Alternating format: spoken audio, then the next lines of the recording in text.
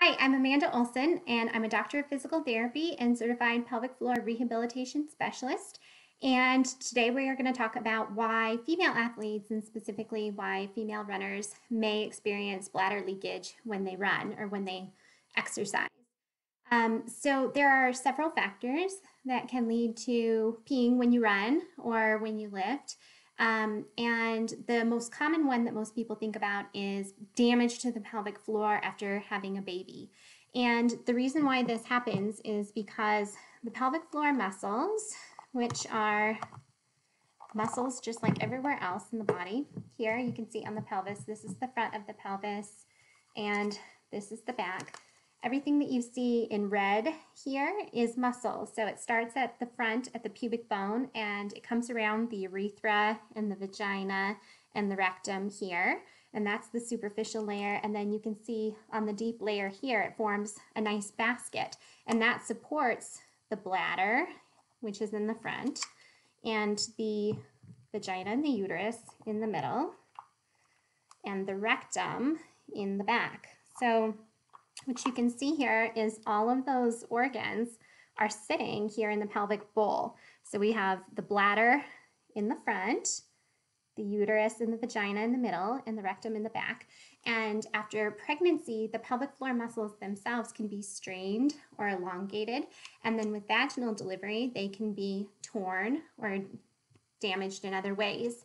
Now, those injuries heal after about 12 weeks, but sometimes there is long-standing pelvic floor weakness that can happen in there. So when you add the force of doing something like running or lifting, the force coming in over the top of the bladder, or in the instance of running, the ground reaction forces, the forces when our foot hits the ground, come all the way up and they come into the pelvis. And if the pelvic floor muscles aren't able to provide that closure around the urethra, then we leak.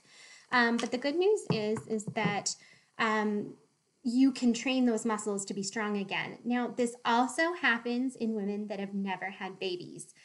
So some female runners or lifters may be experiencing bladder leakage and they've never had an injury, never had a surgery, and they're leaking when they exercise.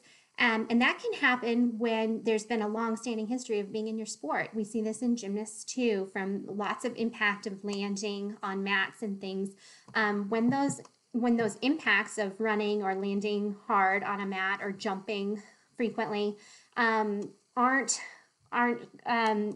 being counteracted with a strong pelvic floor, then leakage can result. The other thing is holding your breath and not breathing properly when you do a lift, or say in the middle of a tumbling pass if you're a gymnast, or for runners, sometimes runners have restriction in the rib cage, so they're not getting a really nice expansion through the rib cage when they're running, and that can also result in high pressure coming above the bladder.